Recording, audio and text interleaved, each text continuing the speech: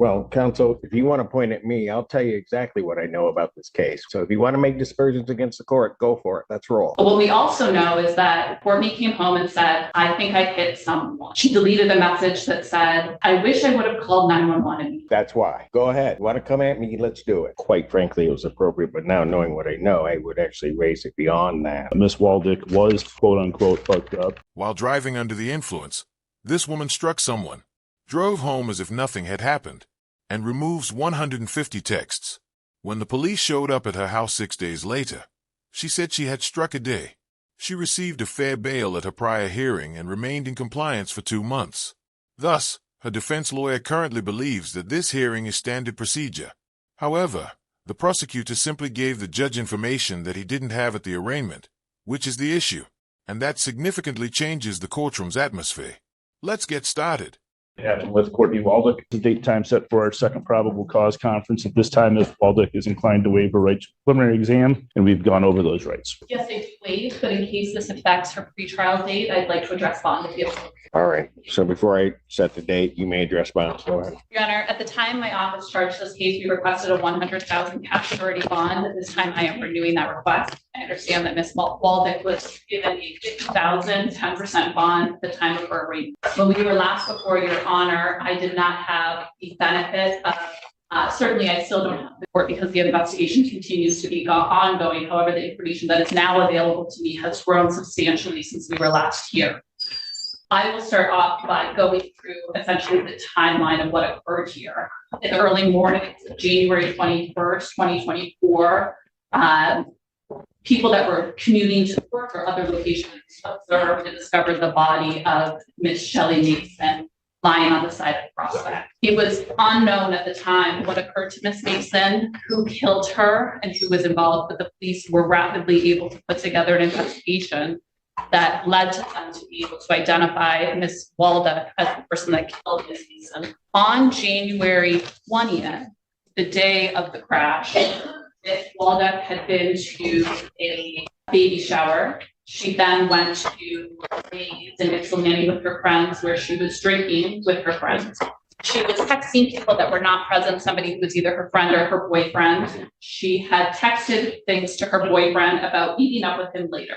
In her text messages to her boyfriend, she indicated that she was out drinking with her friends and that she would be continuing to be drinking with her friend. She referenced to him that she wouldn't feel comfortable driving too far to meet him later. And I apologize for my language, but that she was going to be really hopped up. She did drive instead, though. She drove her car and she killed Miss Mason. After getting home, she didn't stop. She did not call the police. After getting home, Miss Waldick saw her roommate. Her roommate's name is Sarah. And notably, we now know that Sarah actually drove that same route as Courtney a couple minutes ahead. Sarah did see Miss Mason alive and walking on the road. And Sarah initially told the police that she saw Miss Mason walking on the shoulder of the road, which is consistent with physical evidence in this case as well. But when Courtney got home, and this is sort of like Sarah's statement, as I understand it, as well as from the text messages that followed this, Courtney was quite hysterical.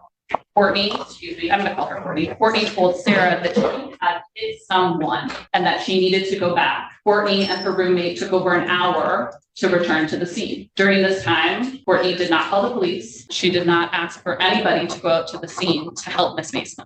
Instead, she started texting her friends, her family. Her reaction to this was substantial and quite emotional. However, when Courtney came in for her interview with the police, which mind you was the Friday following, so she came in for her interview on January 26th. The crash occurred on January 20th. She told the police that she believed that she hit a deer. This deer had just kind of popped out of nowhere, that she saw it just coming at her. We know from our interview with Sarah, the roommate, that Miss Mason was walking down the road. Sarah saw Miss Mason a couple minutes ahead of Courtney, and that Miss Mason was walking down the road. But what we also know is that Courtney didn't think she hit a deer. Sarah has now told us that Courtney came home and said, I think I hit someone. It's not confusing to tell the police you despise deer after informing your housemate you hit someone.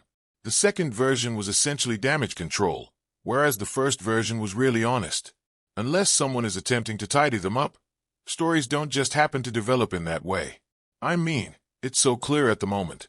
Furthermore, It appears that the more time passed after that evening, the more effortless the lying became. Sarah has confirmed for us that there was no mention of a deer. So when Courtney got home, thinking that she hit someone without calling the police or stopping to help that someone, she continued to tell her friends and her family what she had done and what stress she was under. She didn't call the police, leaving Miss Mason lying in the snow on the side of Prospect in who knows what condition. And I will say that the evidence in this case bears out that it is possible that if Courtney had just called the police, Miss Mason might still be alive.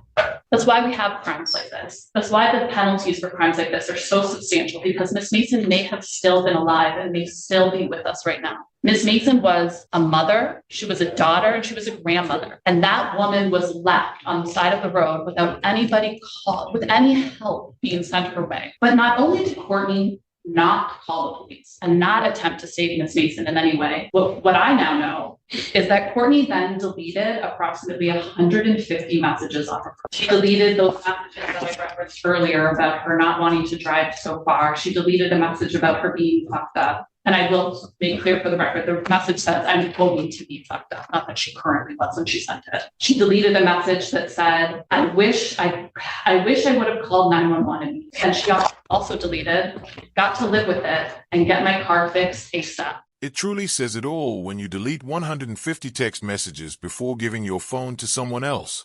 Unless they know exactly what's in there, no one wipes that much, particularly considering that several of the texts instructed you to dial 911. That's the point that really hits home at the moment. Messages about saving lives are not erased unless you are first defending yourself. That's a big decision. I mean, were deleted before her phone was turned over to the police. What she also did when she got home, and I know that defense counsel will argue that this was normal for her behavior, was she parked her vehicle in her garage. That car remained in the garage, and the garage door remained closed, as far as I understand it, with the garage inside. The police subsequently did a search warrant, and it wasn't until they were there with the search warrant that they were then given consent to go into the garage and discover the sheet. Your Honor, her guidelines, as I score them, are 19 months, 38 months, as I currently have them. My office requested a $100,000 cash surety bond at the time of charging this, and I am again renewing. Thank you, Your Honor. Response. Thank you, Judge. Obviously, I don't have to tell the court that Ms. Waldick stands here before you innocent until proven guilty. I'm not going to try the case in front of you, but I will address some of the things that were just said. First and foremost, there was an arraignment on January 28th where, as Ms. Hughes indicated, their office requested a $100,000 bond. A record was made. Prosecutor who attended the Zoom arraignment on that Sunday, myself, each made a record, and bond was set at $50,000, 10% with an alcohol tether. It's our argument to the court that that was not an unreasonable bond, nor was it an abuse of discretion. The fact that there's an ongoing investigation or this was charged early, that's not my client's fault. Maybe the prosecutor's office should have waited until the investigation was complete. With that said, Ms. Hughes indicates there was some drinking going on. My client turned herself in as a person of possible interest to the Washtenaw County Sheriff's Department to Detective Webb on January 26th. That date could have been sooner, and the police report indicates could have been sooner, but Detective Webb actually asked her to come in on Friday and not the Thursday beforehand. I appreciate Ms. Hughes said that no evidence that Ms. Waldick was quote unquote fucked up, but that maybe she had said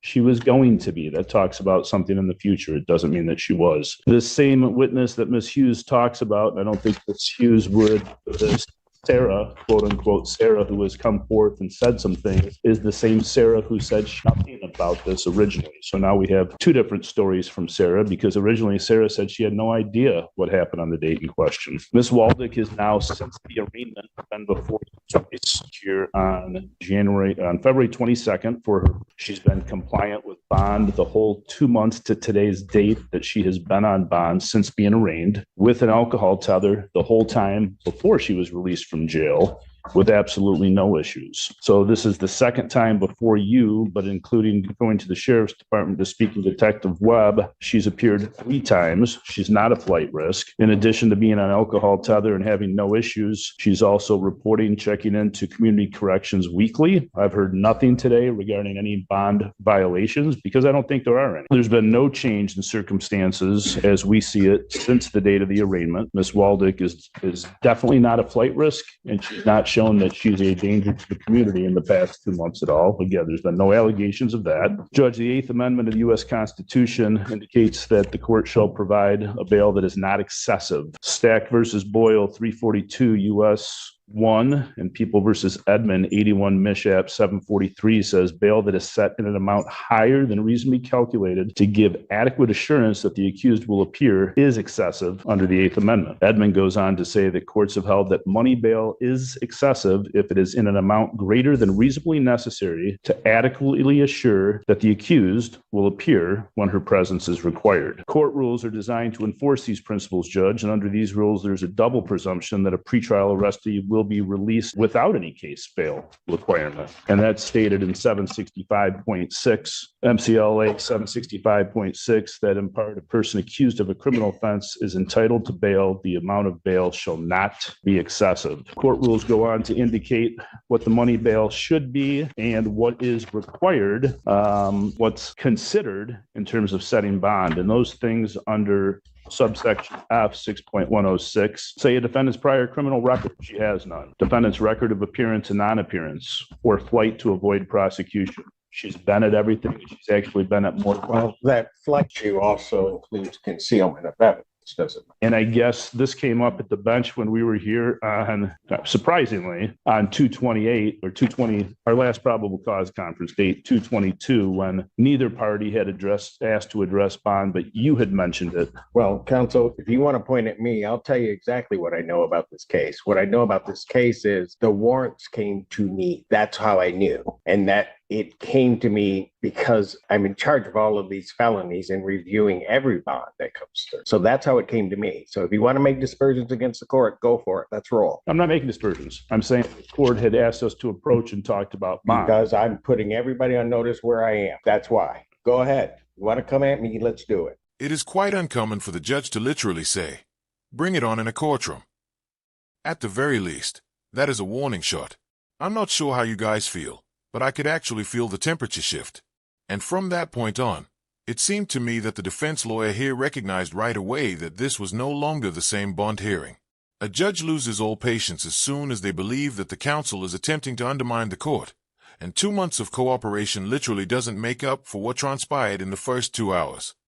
I'm making a record as to. No, go ahead and make your record. I'm just telling you where I am. In addition, and obviously we know that search warrants aren't necessarily evidence. I appreciate that you know things or allege things because you were a party to the search warrants. In addition to what I've already indicated in terms of bond, she's not a flight risk. She's appeared at every court appearance. She's gone to the sheriff's department, met with Detective Webb. She consented to a release of and a search of her phone. She doesn't have any shown history of substance abuse or addiction, a mental condition, employed thankfully at a local hospital. She's got family members here. She's probably got about 5 family members here. She lives locally. She's got ties to the community. Again, bond is set at protecting the community and a flight risk. I think that what she has shown over the course of the past 2 months is she's neither. I'd ask that bond stay the same. Thank you. From the people.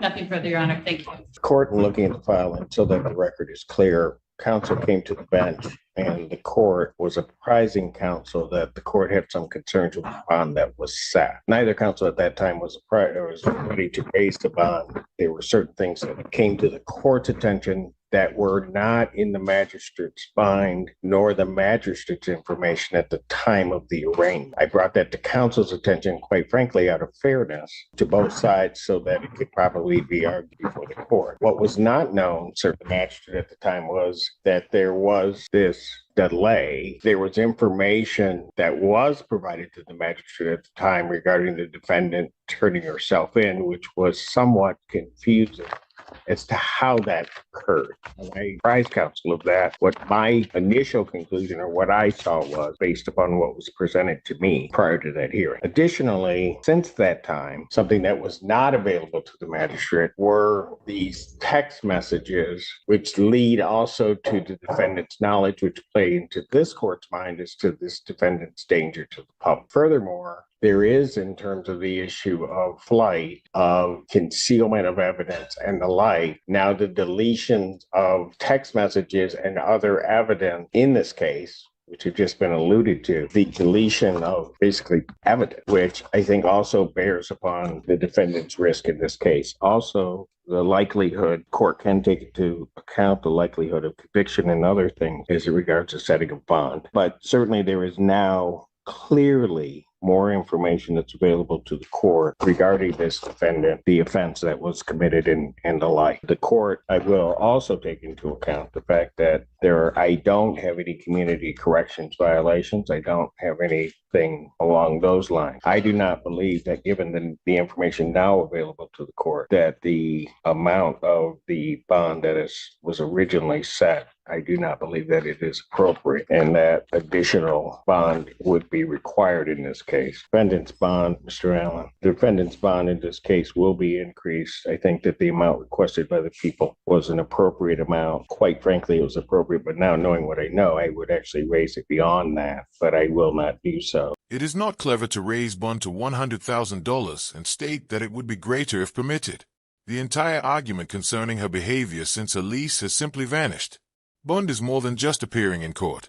The question is whether you pose a risk, and removing evidence doesn't necessarily indicate accountability. To be honest, I would have increased it to at least $250,000 if I had been the judge in this case. But if you all agree, let me know. In this case, her bond will be increased from $50,000 cash surety to $100,000 cash surety. Are they, counsel, just for the purposes of anything, are they able to do that right now? Or We've made arrangements. There's a surety bondsman in the courtroom who can do that. If you can give us 15 to 20 minutes, it'll be taken care of. She'll be taken back and do that. I think they can do that. Hold on, sorry guys. We need to arraign her on the information. I apologize. I interrupted all of our proceedings. Oh, okay. Yes, that's to the circuit court. We'd waive the reading of the complaint and have the matter set for circuit court pretrial. I ask that she'd stand. She stands. Defendant having waived from a reading standing mute, the court will enter a not guilty plea. Pretrial, technically counsel just, and I'll do it for the convenience of your schedule, technically she would be given the end date, but if it looks like you're going to post, I can give the out date. So yeah, she'll be out. She'll be out. Second at 1:30 before slate Thursday. Pretrial May 2nd, 2024. 1:30 before, that's a Slay Monday, Slay Thursday. Judge, after that surety is posted, can I come back with proof so that, please? In her subsequent hearing, she entered a guilty plea for failing to stop and notify the police. Indeed, she was not prosecuted for manslaughter. I'm sure many of you will have strong feelings about that. Thus, yes, she received a 17-month prison sentence, which I believe is quite short for the offense. Additionally, it demonstrates the extent of a judge's discretion in sentence. Additionally, some individuals will likely argue that it is appropriate given the accusation she accepted. In the end, this case basically boiled down to what the state could prove in court as opposed to what individuals felt ought to have happened. So, please share your thoughts on this result and whether you agree with it in the comments section. I really appreciate you all watching, folks. As always, please remember to like and subscribe, and be careful.